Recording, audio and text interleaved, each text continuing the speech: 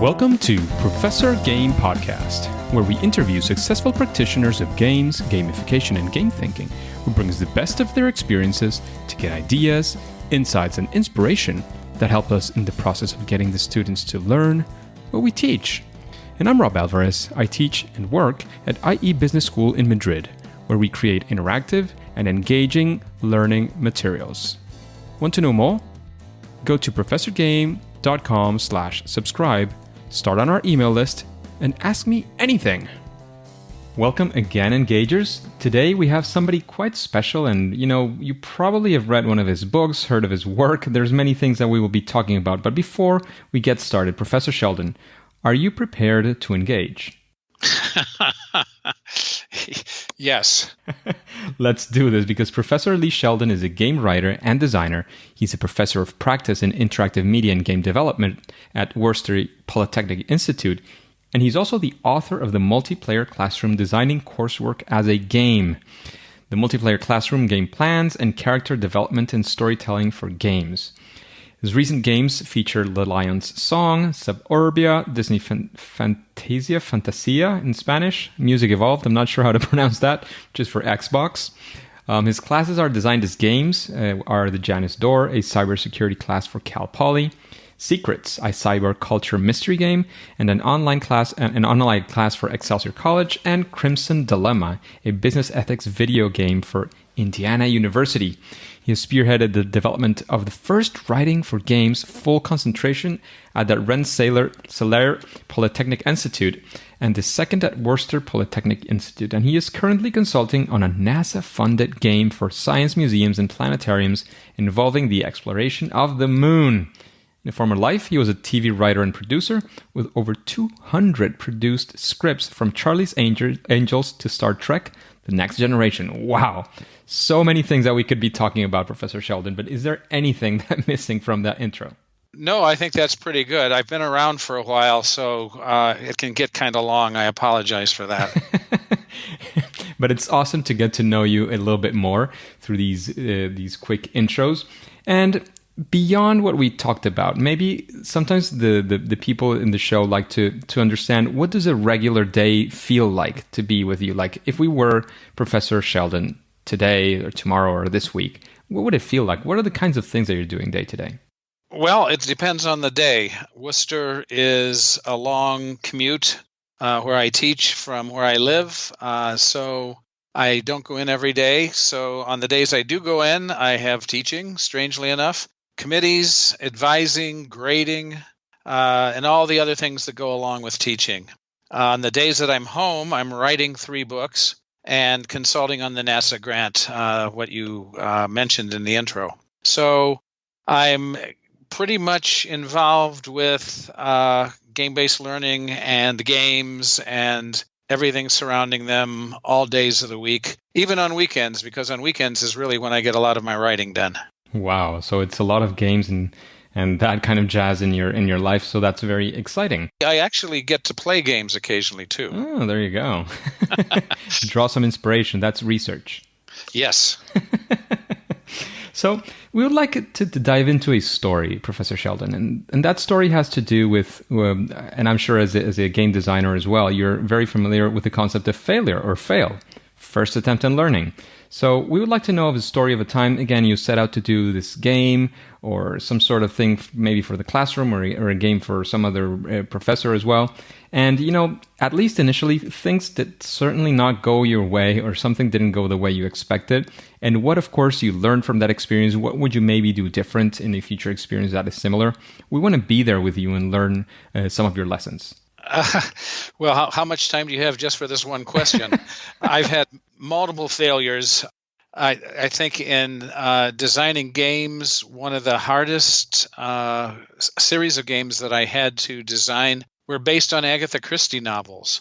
And Agatha Christie is not known for having action-packed stories. There's a body on the hearthrug and a bunch of people standing around waiting to be interviewed, and that's about it. And it took me quite a while to figure out how to adapt them and keep the feeling, the Agatha Christie feeling, or else people would have screamed at me, but still add things to do. I mean, when we speak of action in my writing class, we don't just speak of car chases or spaceship chases or something like that. There's internal action, and there's action between people. A battle of wits can be as compelling in a game as a battle on a battlefield. So it took me quite a while, particularly on the first one, to figure that out. But as I went along, I ended up designing 4, of which only 3 were released. The 4th one, of course, was the best. And by the time I got there, I was very comfortable in keeping the spirit of the books, but still being able to turn them into something that people might actually want to play. A couple of others, just shortly. I'm sorry I didn't move past gamification sooner. Gamification, and this is going to come up again, is not my favorite thing. And I'll get into why and so on. But I spent too much time with extrinsic rewards and not enough time with intrinsic rewards, and not enough time with what it is I do well. And that leads me to my last, I guess, favorite failure, which is I didn't recognize the importance of narrative. Here I am, a professional writer, and you think I would have been able when I started to teach, which wasn't, I mean, it was like, 14 years ago, I think.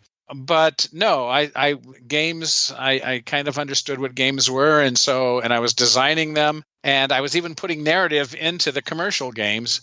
But the first few the classes that I designed had no narrative in them. I was just using what people would call gamification, and I knew I wasn't getting the whole experience. But once I recognized that narrative is not just like some people call it a bunch of assignments turned into quests, but a narrative story should be every bit as engaging as any commercial game or other media. And once I got there and I had done enough of the others, I could find a way to bring that level of narrative into teaching. That's exciting. That's exciting for sure. Just for clarification, because we get all sorts of guests, people who are more into gamification, more into game-based learning, more into serious games. I mean, the definitions are all over the place in a way. So what would you say is gamification? I know you mentioned it's the short-term or the extrinsic rewards. And besides, of course, only extrinsic rewards is clearly something we don't want to be designing only for, definitely. But is that the thing the way that you would define gamification, and is that the only thing you don't like about it?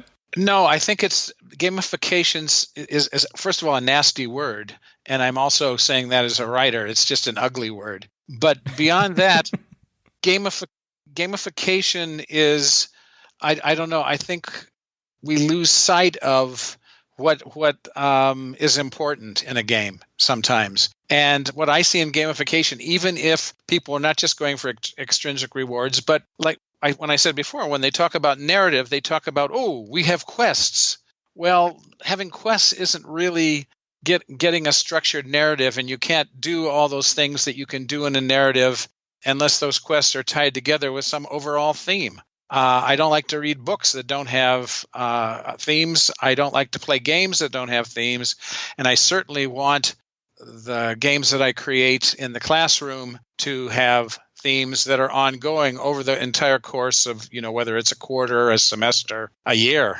And so I think that cohesiveness is often missing. From what I see, people are trying. Yes, they know that what an intrinsic reward is now. Gamification used to be only extrinsic, right? Yeah. But they don't necessarily understand that an intrinsic reward that's standing alone there, like an oasis in a desert, is not that much better than gamification, just, piling on all the numbers and rewards.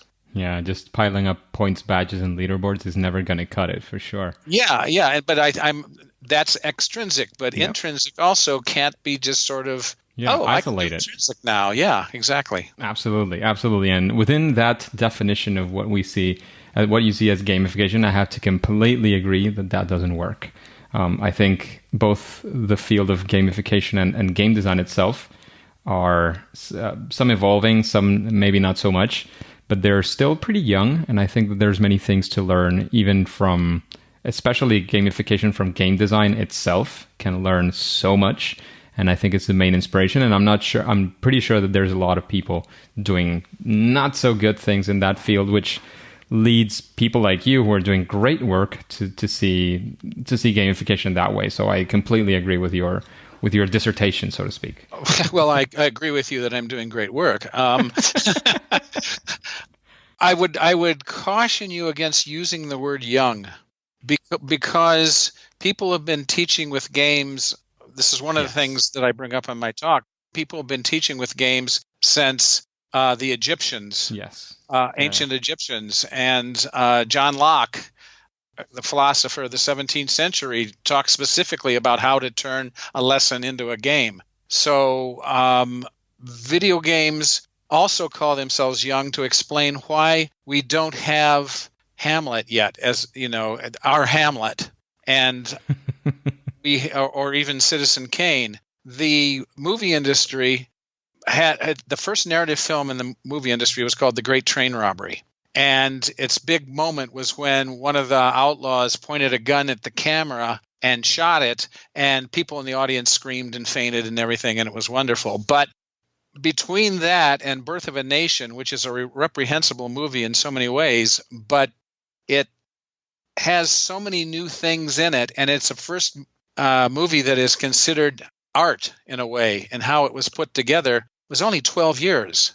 And during that 12 years, there was a huge amount of technical change. I hear from people, that it's young because we've got all this technical change. Well, the storytelling now doesn't depend on technical change. You can tell a story with a blue dot and a pink dot. And so I think that young is another. I don't want us looking for reasons why. And we've had this kind of gamification and everything now for a couple of decades. Oh yeah, absolutely. Like the specific stuff. The sales teams having points and having their incentives and having even themes for these things is definitely not a new thing in that way. All I meant is, especially in the field of researching and people dedicating themselves perhaps more deeply to researching how these things could work, how they couldn't work. And to your point as well, as well as I agree that completely agree that there are many, many, many, many failed gamification projects.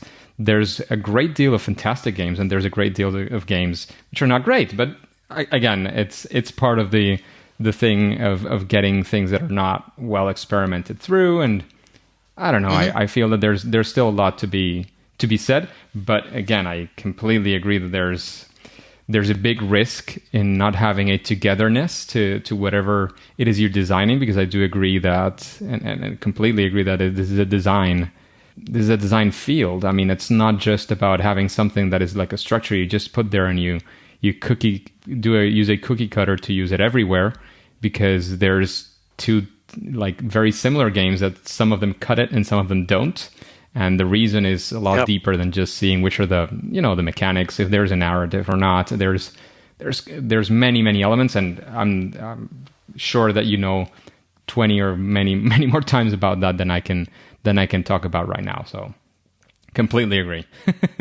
Okay, good. I will have a tendency to rattle on, so just kind of, poke me or something and tell me to move on to the next topic. Absolutely. So that's exactly what we're doing right now, because I want to actually go for a challenge, a time that, of course, you used all these abilities in game design that you have to solve a big problem or to teach a great lesson. We want to, again, getting into the narrative and into the story and into the theme, like we want to be there in that story with you and understand what were the things that you went through and how did you solve them, and what would maybe a general idea of the solution look like.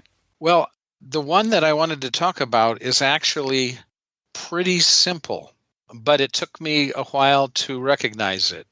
And that was the moment, even when I was designing my first classes as games, students, the attendance picked up quite a bit, but there were still students who weren't showing up. And then they'd get behind in both the game and the class. And if they were in a guild or something at the time, they would have a lot of people mad at them for not showing up.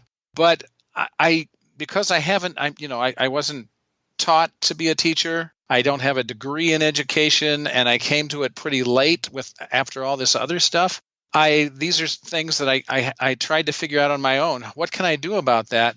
And how did I make the attendance work? How did I get them to come to class? Was that I started rewarding the students, and this is going to sound extrinsic, rewarding the students for coming to class with XP instead of taking XP away from them or threatening them when they didn't come to class.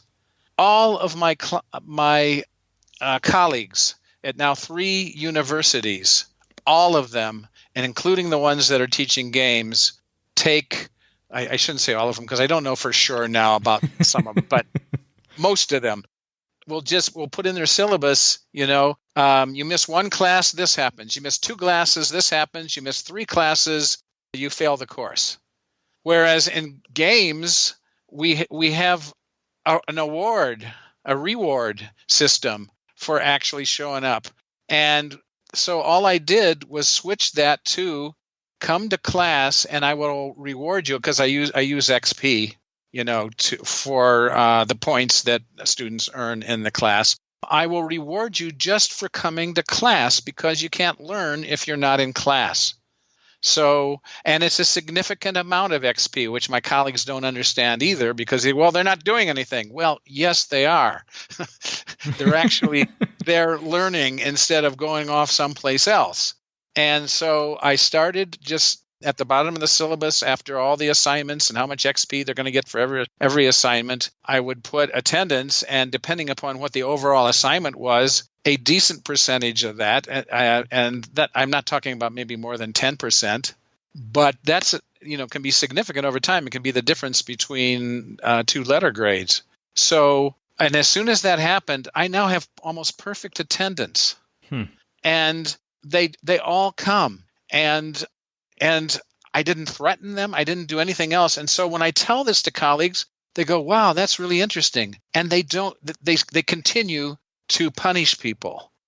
And I remember EverQuest, you could lose a level you had gained if you died at the wrong time, right?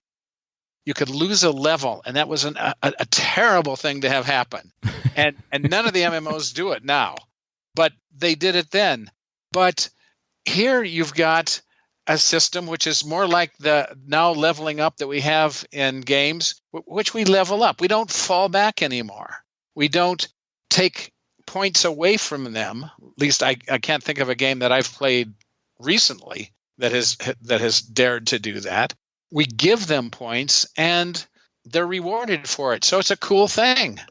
And they show up. So that's one of the biggest challenges I faced. But it's the change is really simple. It sounds simple, but I think that it's not just about changing the words. I do think that it has to do as well with the overall theme that is within the class, because you're not just saying, I'm not going to, instead of, taking away points, I'm going to add you points when you come. You're also saying directly or indirectly, those points make sense because that way you will be able to, learn or do whatever is being done in the game. And that's what that helps make it interesting as well. I think it's... Well, they also recognize what it is. Exactly. Because now, everybody plays a game of some kind, and of course, I get students who come to a game program to learn how to do it. So it's a very recognizable thing for them. They probably know a thing or two.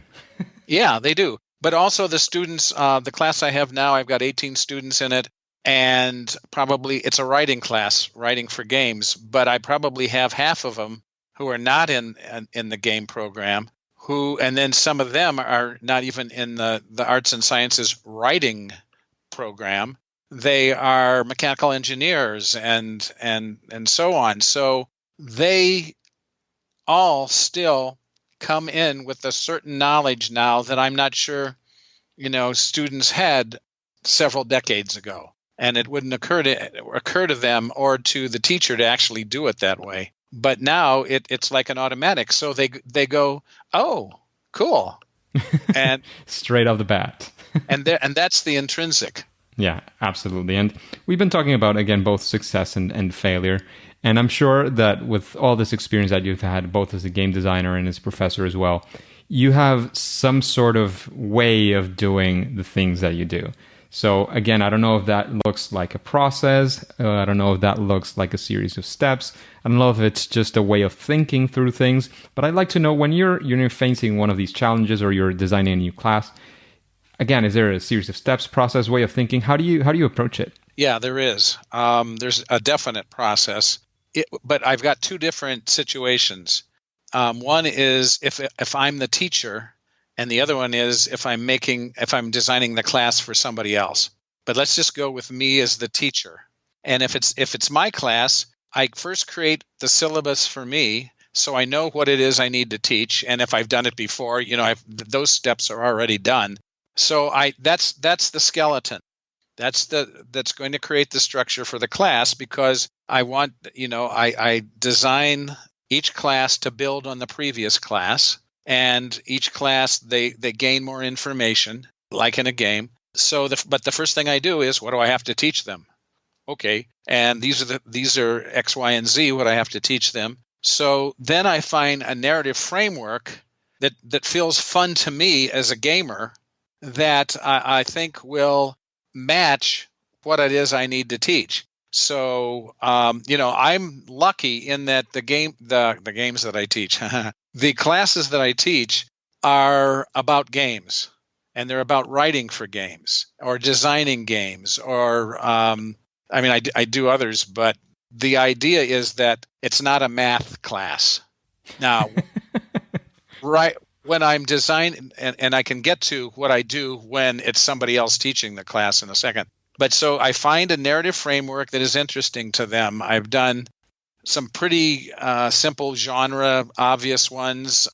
And I've done, like the last one that I thought really worked well, that was sort of an Indiana Jones adventure where they were divided into teams, and these ruins had been discovered in Central America. And there's all this mystery around them and everything, and the three teams who are built from the class go in different entrances of the tunnels that they've discovered and face problems that they have to solve, and those problems relate directly to what they're being taught, and even the reading from the textbook and so on. So then I've got the narrative framework, and then I make sure that all the assignments are challenges that once they solve them, they move forward in the story of the game. And in that case, that class, it was literally, they had to get past these doors made out of huge gemstones. And also there were unexpected attacks by creatures living in the tunnels. Or not just creatures, but also pitfalls. I had a boulder of unusual size that chased them, and so on. And sounds familiar. Yeah. So they have to get by those, and how do they get by them? The doors were based on. Now I'm going to get it wrong, but the doors were based on part of what they had to learn. The pitfalls and things that happened were based on another part of what they had to learn, and then they moved through it. But I also set up a situation where they were in competition with each other. The three teams, because I wanted to give, they can share information or they can withhold information from the other teams. And then I had surprises in the story along the way. There was a revolution in the country, and they had to go faster. But all of this is teaching them how to learn something. So you can see how it started out simply with the syllabus, then went to the narrative framework, and then I filled in the stuff that you would expect to find in that narrative framework, but I tied each one of the lessons to a puzzle or a situation where they had to make a decision, or there was a competition or whatever. So, and then it got very complicated, obviously, but that's the idea. the game design in itself. Yeah. And when you design for somebody else, does that process change too much? They become the syllabus. Okay. The teacher tells me what they need to teach. For example, I designed a game a class as a game for 2 sections of I think they were first year students at a university in California, and it was about cybersecurity. And so I created knowing what, and the teacher provides in this case what it is they're being taught and how, and what detail they go into and everything. And I put that into my design document. So we know exactly what's being taught, exactly when I'm messing with the students. And I'm messing with them by, in that case, there was an attacker who was attacking the university's computers, and they had to go onto the dark web to find out who was doing it and why. We created our own safe dark web so that they didn't actually go out there and get into real trouble. And then there was a whole story behind this attacker, and the university happened to be near Diablo Canyon, which is a nuclear reactor facility in California. And then they realized that was going to be under attack as well as the school.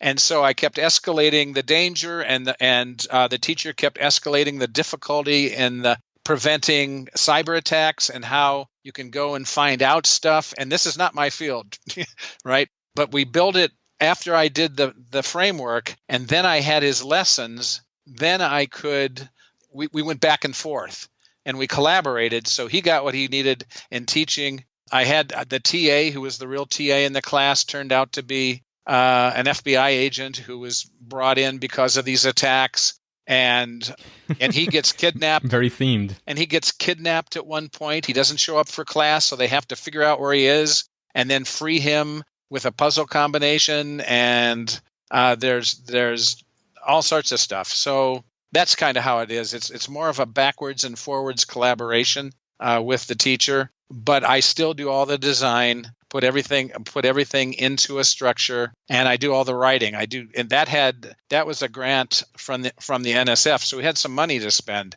So we did video taunts from the hacker. We did a number of different video things, actually, and it worked so well that one of the students, who I think may have missed the first class, I can't remember, went to the professor saying, "Shouldn't we tell somebody about this? This is really, we're just students. We can't do this."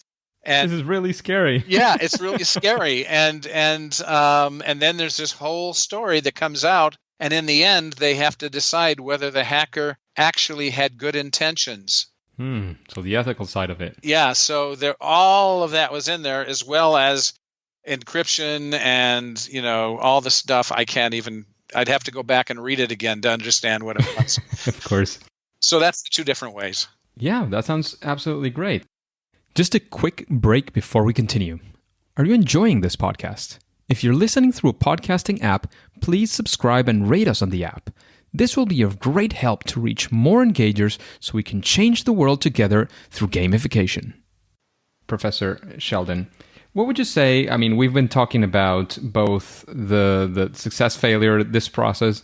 Is there some sort of best practice or something that you think any game design project that you would, again, designing for a classroom perhaps, would benefit from? Like, what do you think? Not a silver bullet, because I kind of dislike that term and what it means actually. But is there something that, considering this would definitely help, or not make it a complete success, but, be very helpful to think about? Yeah, I think that a teacher you're talking about a teacher who's just coming upon this now and may want to try it, right? Yes. So first of all, to approach it with an open mind and to not leap in the deep end, but to learn a little bit in the beginning and try that, and see the reaction you get. And then that will embolden you, because it will be a positive reaction, to try a little bit more and a little bit more. I would say don't do it for a class you're going to teach in the spring, when you've only got a winter break maybe to prepare it. Treat it, and in the multiplayer classroom book, I lay this kind of all out a little bit better than I'm stuttering with now. But it basically, to take it as a learning experience. If you've never done anything with a game, that's okay. everybody around you has. So you can find out family members, students, other teachers, and get all sorts of information on what works, what doesn't work in a game, and so on. And you can try it out and test it. And if it is just something as simple as rewarding for attendance, that's enough, because you don't have to do it all at once. The thing is not to be overwhelmed. I mean, if you were to look at the second game I'm writing, the second class, the second book, the second book I'm writing has annotated game designs of the collaborations, some of the major collaborations I've done. And you could, if you read that first, you'd go, all right, I'm not doing any of this. This is too hard, and walk away. But if you just take it in increments, kind of like the way we suck people into a game by, in the beginning. Scaffolding. Yes, scaffolding. There's an education word. But we start out and they're hunting chickens, right? And then they go on to, eventually they get to dragons. And it's exactly the same way, a little bit at a time, and just test the waters. Don't just dive in, because I have had a couple of people friends who are also teaching games, who, one in particular I can think of, I'm not going to mention the name, who tried to just leap into it and got in way over their head. Deliberate use of a pronoun that is not giving away anything. So that's the thing that I think is the most important. It will benefit from starting simple. Starting simple, starting small, and testing is what I hear from that. Yep. Absolutely. Yep. Absolutely. And after listening to these questions, to the whole interest that we've had in this conversation, is there somebody that you would be curious to listen to? Somebody you would like to answering maybe these sorts of questions in an interview like this one in Professor Game? Oh, I had a name, but I didn't realize that you were thinking specifically, because he doesn't really teach as a game, but he's a teacher and a game designer. And if you haven't had him, you should. Brian Moriarty. Nope, I haven't had him. Brian works with me at WPI, and he was a game designer. He started out at Infocom back in the days of Text Adventures, and he wrote and designed one of my favorite games, which is called Trinity. And it was I think it was the first game that made me cry at one point. And this was in a text adventure. And so, yeah, Brian, and he's articulate, and he knows. I mean, he's forgotten more stuff. This is a cliche, but he's forgotten more stuff than most people know about game design. And he's also a writer, but he's also a more of a technical guy, a programmer, and everything. So I can't get into any of the programming or anything because I don't know anything about it. But he does, so he would probably be a fantastic guest as well. Yeah. And of course, aside from your books, which are absolutely fantastic, is there if you had to recommend a book to the engagers, to the audience of this podcast, what book would you recommend and why? Well, despite the title I'm about to give you, I can think of one. It's in its second edition now. It's Gamify Your Classroom by Matthew Farber. If you haven't had Matthew on, he would be. You have? Yeah, Matt is a relatively recent guest, but he is absolutely great. Yeah. Okay, so his book is one of the ones that I actually thought got beyond. It was one of the first ones to get beyond the leaderboards and other extrinsic stuff, right? So, and he's very committed to getting beyond that.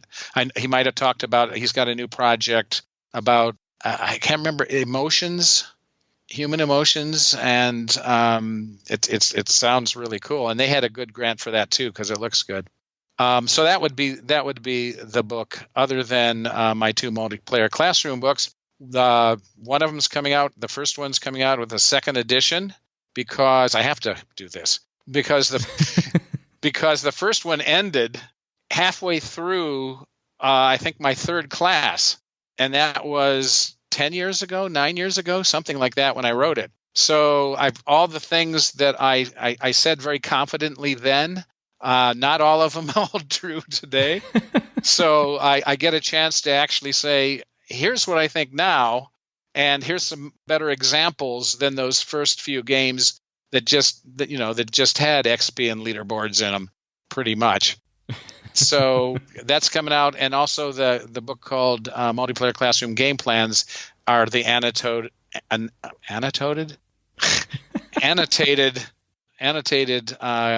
design documents. So that, but Matthew's book, if since he wasn't allowed to mention it, of course I haven't mentioned mine, I would highly recommend. Yeah, fantastic. And that book should probably sit right next to your books as well. So we're going to get into something a bit different, and it's what would you consider is your superpower in designing these games for the classroom? Writing. I kind of saw that one coming. Writing is very easy to me. When I was the head writer of a daytime serial drama soap opera, I wrote 500 pages a month. Wow. So, and that was, I couldn't get sick or the show would go dark. Because in daytime TV in the U.S. there are no reruns. You just keep on going, and you go 5 days a week, and so I wrote 1 week, we shot it 1 week, and it was on the air the next week. So if I could do that. I am from Latin America, from Venezuela, so I can definitely understand what you're talking about. You get lots of soap operas, yeah. Yeah. They used to be actually pretty decent. Right now I think it's not even being produced too much, but yeah, there was quite a bit. It's one of the things that the internet has almost killed, is because now you can do it yourself for real and get into all sorts of trouble.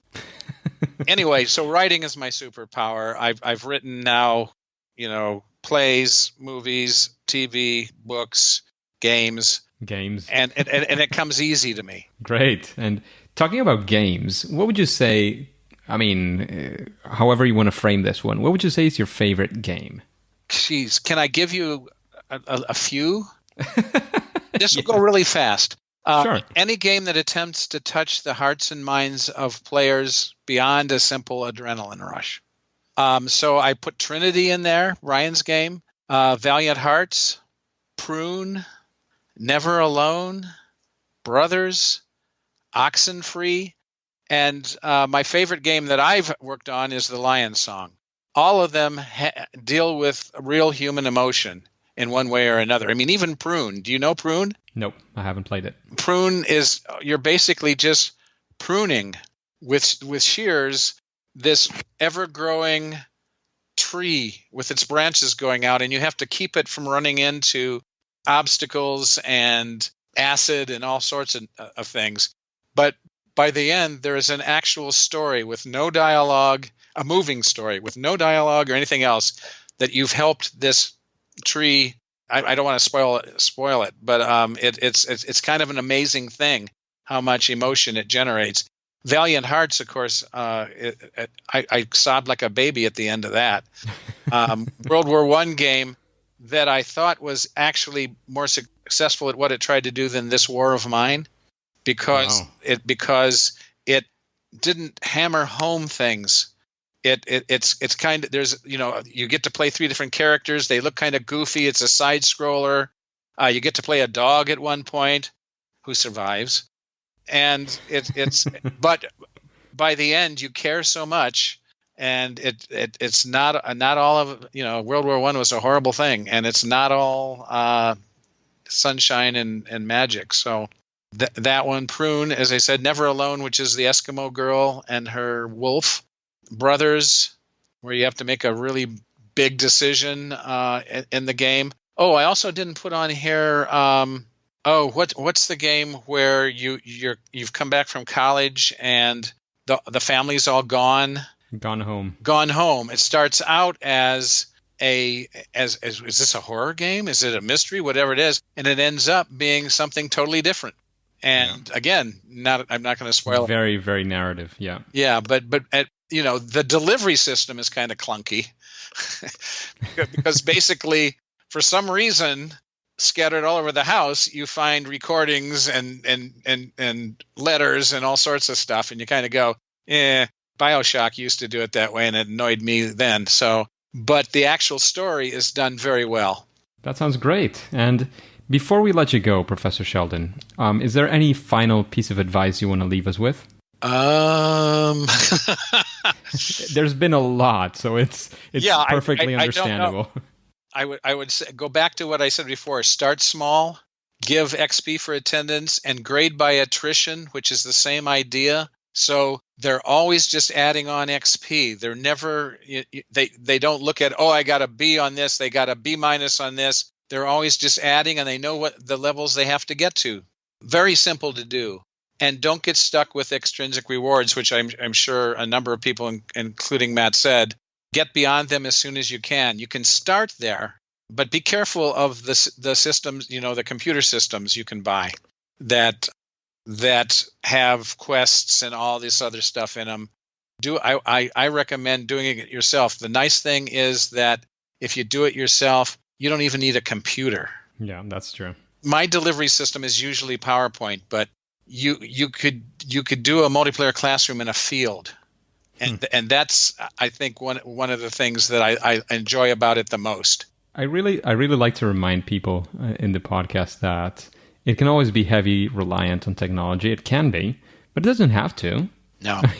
And that example is beautiful. I mean, having the whole game run through a PowerPoint presentation, which is something that typically people start saying, forget PowerPoint, this is terrible. No, you can do great things as well with PowerPoint, and this is a great example. That in Indiana Jones class, I do all my classes through PowerPoints. There you go. Why not? There you go. So there's a lot of inspiration to draw from that. So finally, Professor Sheldon, Plug Zone, I know we've mentioned your books several times, but if you want, you can, explain them a bit further, a couple of minutes if you want, where we can find you, if there's anywhere in the world of the internet to, make any further questions and so on. And then, of course, we'll say it's game over. Okay. So you can reach me at CL Sheldon, CLSHELDON at WPI.edu. The multiplayer classroom designing coursework as a game would be the book to start with.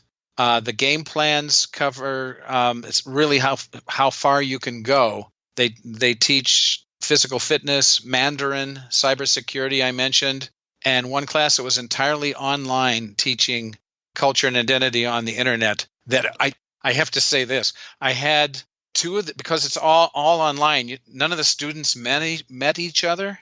So I had two students who were actually plants. They were there to drive discussion. They were on two different sides of a philosophical issue that ran through this entire game, and then they turned out to be fakes. And one turned out to be a bad guy, and the other one turned out to be a good heroine. And they functioned in the class without the class knowing as helping the class keep moving. And that worked really well. And we were really afraid that people were going to get up in arms about it, but they really liked it, the students. And it's now played multiple times, and we haven't had anybody say, "What?" And I went, "Oh, my God." I was arguing with a plant? Oh, I'm sorry. A plant is a someone who is put into the game but isn't who you think they are. Okay, so in other words, there's two humans.